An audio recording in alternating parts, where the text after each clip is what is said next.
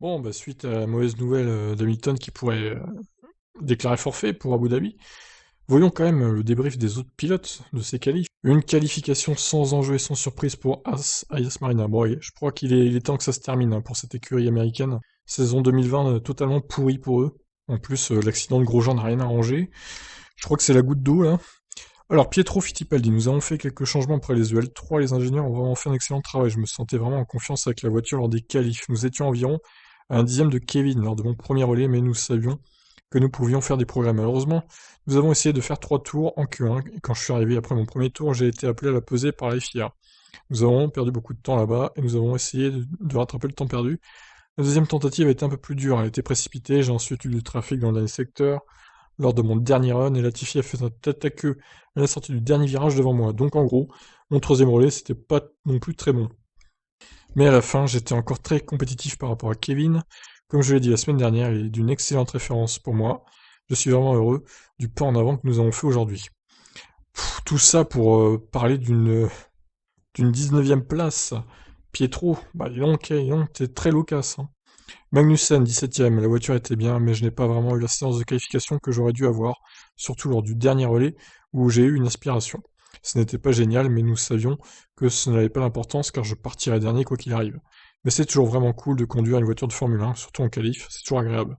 La voiture s'est vraiment bien comportée tout le week-end, j'ai hâte de voir la course maintenant, c'est dur de partir dernier, mais je vais essayer de m'amuser lors de ma dernière course avec l'équipe, et lors de ta dernière course en F1 surtout Kevin, à mon avis tu reviendras pas de sitôt.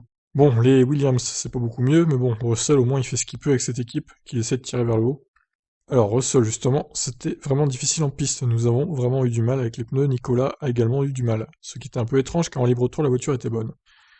C'est la dernière course de l'année demain, et c'est là que ça compte. Le but est d'essayer de dépasser, d'avancer jusque là où nous pourrons. Nous avons généralement des samedis forts, et nous luttons le dimanche, alors j'espère qu'un mauvais samedi signifie un bon dimanche. Le fameux Latifi. Il y avait une assez grande file de voitures devant moi sur mon deuxième set dans le dernier secteur pour commencer le tour, tout le monde allait trop lentement. Pour essayer de rattraper mon retard et avec des températures de pneus trop basses quand j'ai pressé l'accélérateur. Il n'y avait plus aucune adhérence du tout. Ah ouais, le tête à queue ridicule de Latifi, oh putain. Faut le virer, oh, franchement, il est nul ce pilote. Honnêtement, il est pas bon quoi. Russell lui met 4 dixièmes quand même. Hein. J'ai eu un tel survirage que ça m'a pris complètement au dépourvu, c'est dommage, mais c'est comme ça. Cependant, je suis motivé pour cette dernière course de la saison et j'espère que nous pourrons terminer l'année en beauté. Alors, Alfa Romeo, les Alfa Romeo en 7ème ligne à Abu Dhabi, Giovannitti encore en Q2. Franchement, Kimi, il a fait une qualif de merde, hein, il faut le dire.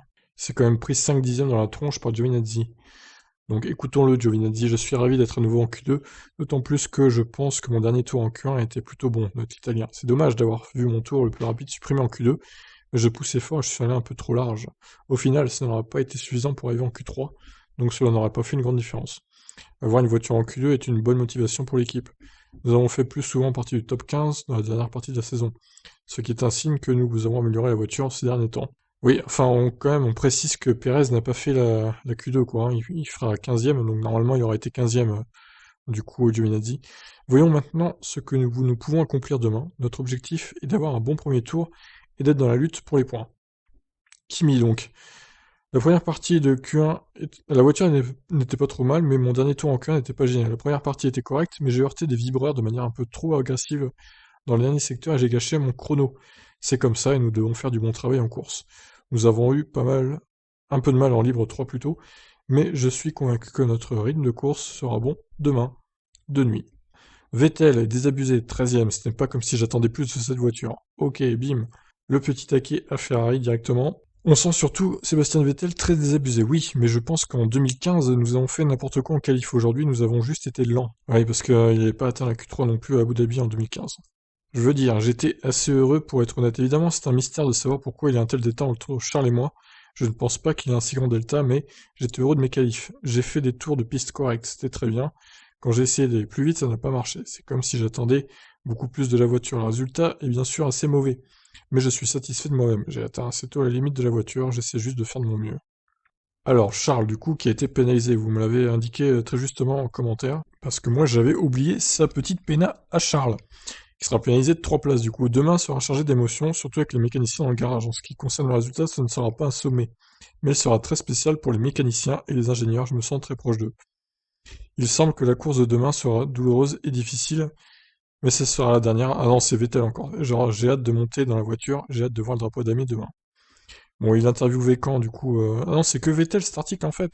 D'accord, bon, bah écoutez, on va continuer avec Vettel, c'est pas grave. La saison était si mauvaise que je suis vraiment heureux qu'elle se soit terminée maintenant. Cette saison ne reflète pas vraiment la période que j'ai passée avec cette équipe, mais vous vivez toujours dans le présent. Donc regarder en arrière est difficile. Je m'attends certainement à ce que ce soit quelque peu émotionnel, mais je suis tout aussi heureux et soulagé que ce soit terminé. Tu m'étonnes. 2021 est le début d'une nouvelle période passionnante, et j'attends avec impatience. Bah, nous aussi, on attend avec impatience ce que tu vas faire chez Aston Martin, Sébastien, parce que là, chez Ferrari, bon, j'avoue que l'équipe Ferrari est pas au top de sa forme cette saison, on va pas se mentir, mais on remarque quand même que Charles Leclerc s'en tire pas si mal avec sa voiture. Contrairement à Vettel qui arrive jamais à être en Q3, c'est quand même dingue. Alors Leclerc 12ème, il partira donc 12ème après sa pénalité. Je suis un peu déçu car j'aurais aimé que nous puissions faire quelque chose de plus en Q3, ce que nous n'avons pas fait. Nous avons eu beaucoup plus de difficultés en Q3 avec la température des pneus pour une raison quelconque. Nous devons donc comprendre cela, mais nous sommes heureux d'être passés en Q3 en médium. Le problème était de garder les pneus frais vers la fin du tour. Non, nous avons été confrontés à une surchauffe dans le dernier secteur, ce qui nous a fait perdre pas mal de temps au tour.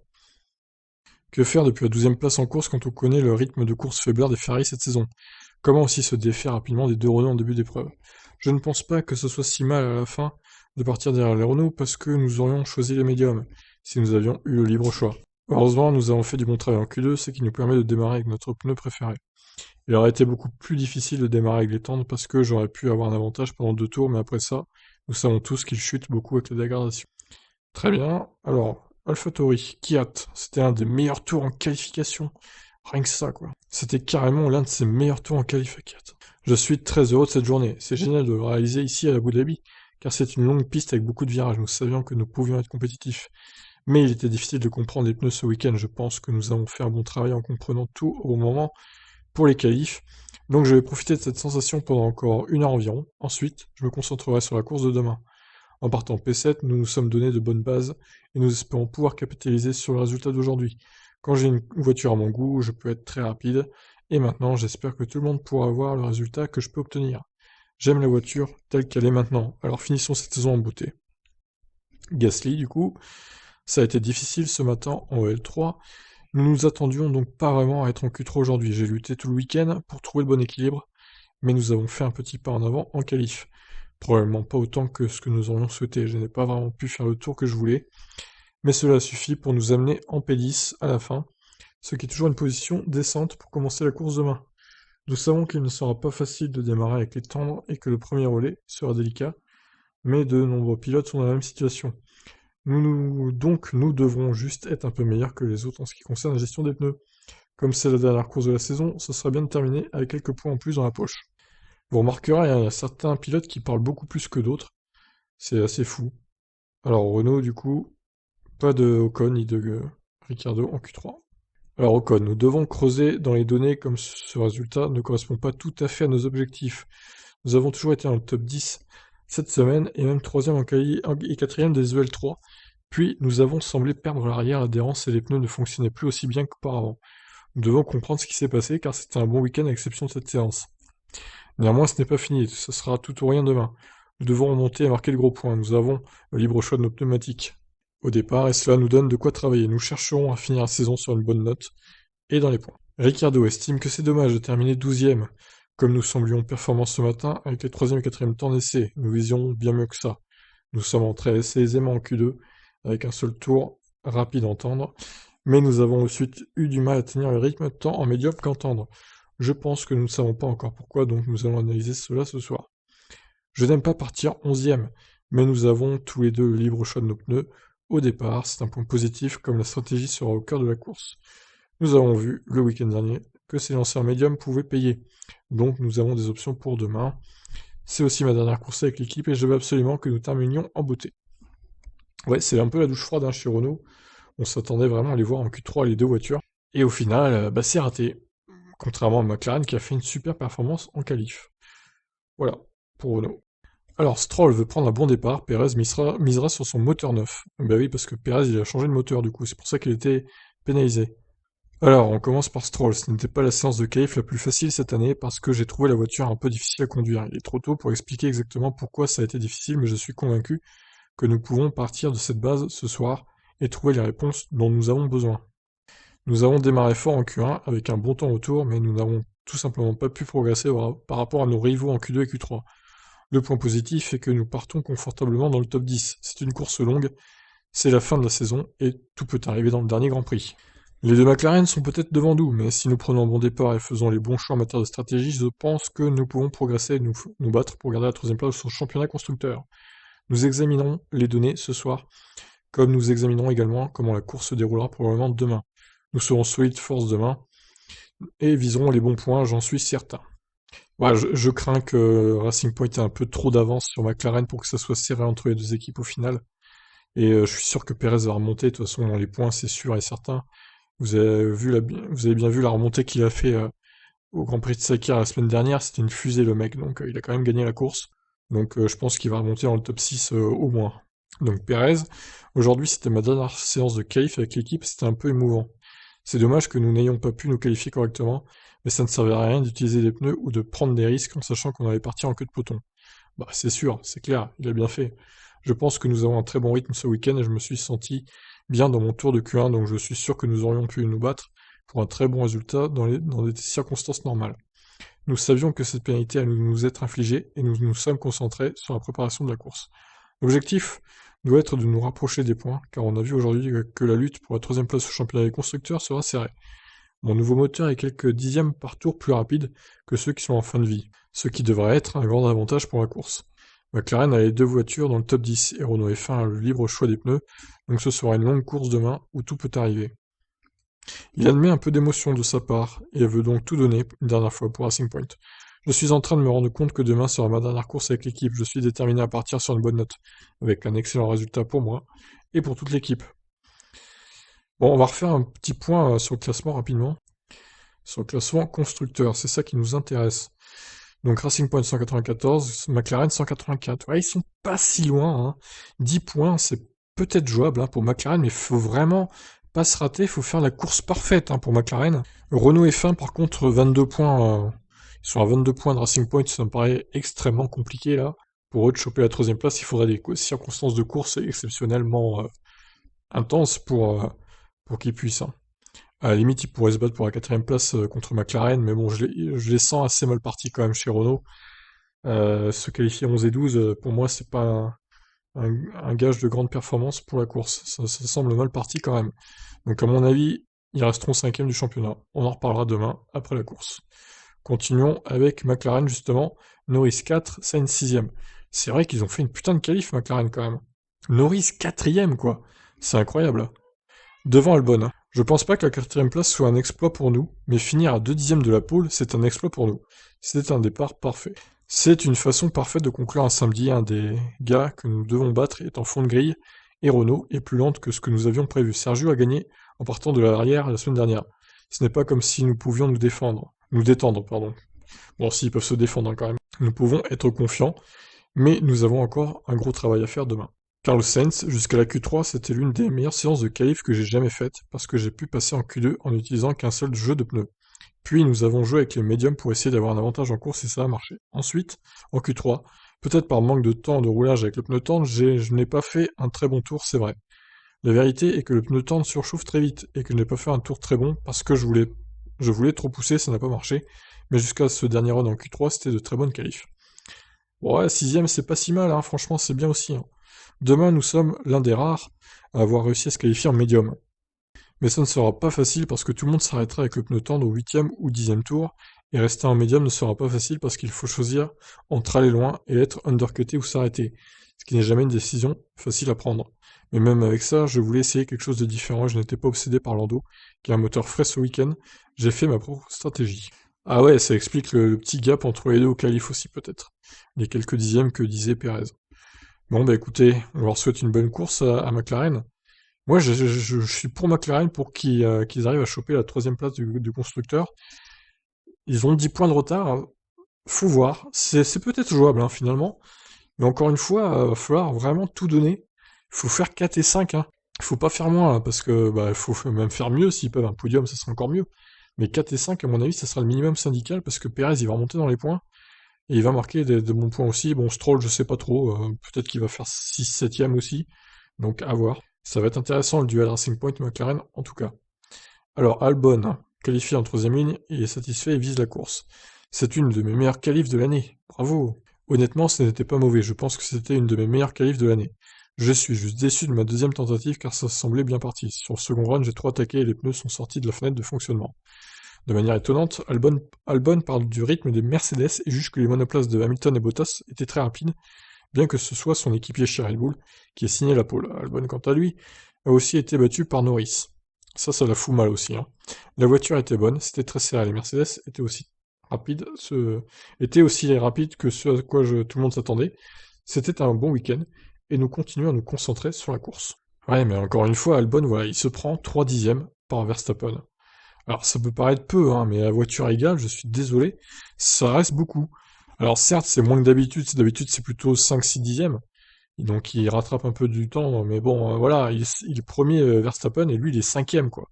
Donc 3 dixièmes, c'est trop. Il aurait dû faire au moins quatrième minimum, voire troisième, quoi. Bon allez, quatrième au mieux. Parce que c'est vrai qu'il y a les deux Mercedes entre lui et Verstappen, donc... Mais il aurait dû battre Norris, ça aurait été le minimum syndical. La Red Bull est meilleure que la McLaren, clairement, même en qualif. Mais bon, on lui laisse le bénéfice du doute jusqu'à la dernière course, apparemment chez Red Bull. On verra de quoi il est capable demain, du coup. Alors, chez Mercedes, ça se plaint de leur voiture. Ils se plaignent de leur voiture, tout simplement, chez Mercedes. Pas un équilibre parfait pour les deux hommes. Alors, Hamilton, je suis vraiment reconnaissant d'être de retour avec l'équipe et d'essayer de clôturer en beauté cette bonne saison que nous avons eue. Mais c'est définitivement un début de week-end difficile juste pour retrouver le rythme. Même si ce n'est que quelques centimes de retard et une course d'absence, j'ai l'impression d'avoir perdu mon élan depuis mon dernier Grand Prix. J'ai vraiment eu du mal avec l'équilibre de ma F1 jusque-là. Félicitations à Max, c'est une excellente façon pour lui de sceller une année de belles performances. C'est toujours agréable de finir en pôle et ça rend les choses encore plus excitantes. Je suis vraiment ravi de voir un nouveau défi pour moi. Comment je peux changer les choses demain?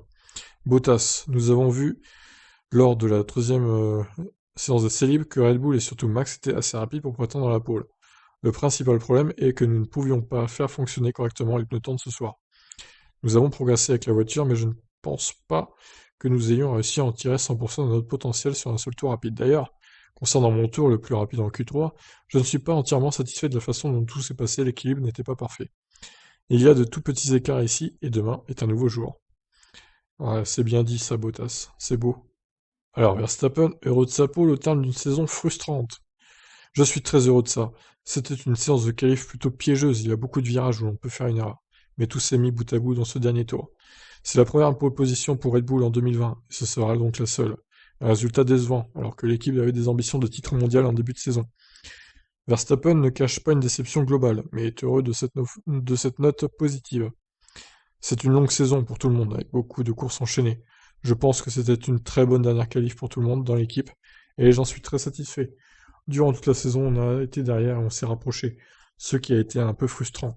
Mais je suis très heureux de cette performance. Aujourd'hui, bah ouais, ça fait plaisir, une pole pour Max, du coup, espérons pour lui qu'il convertisse cette pole en victoire au Grand Prix d'Abu Dhabi. Et on espère aussi qu'Hamilton va vraiment participer à la course et pas déclarer forfait. Imaginez, il participe quand même et il abandonne, je sais pas, au 30e tour par épuisement physique. Oh, ça serait incroyable. Mais c'est possible, hein, parce qu'il a l'air vraiment au bout de sa vie, là, donc on verra bien. Allez, vu que c'est les dernières qualifs de la saison, on fait le point donc sur les duels en qualif, du coup. Alors, où est-ce que ça a été le plus serré? C'est chez McLaren et chez Alfa Romeo. Norris a battu Sainz 9-8. Au final, Giovinazzi a battu Kimi 9-8. Surprenant, ça, quand même. Au final, Grosjean aura battu 8-7 Magnussen, malgré que Grosjean aura raté les qualifs de Sakir et d'Abu Dhabi. Donc, belle performance. Hamilton, hein, ça fait 11-5 pour le pilote anglais face à Bottas en qualif. Donc quand même, même en qualif, il a l'avantage. Bon, chez Ferrari, 13-4 pour Leclerc, c'est dur. Chez AlphaTauri, 13-4 également pour Gasly.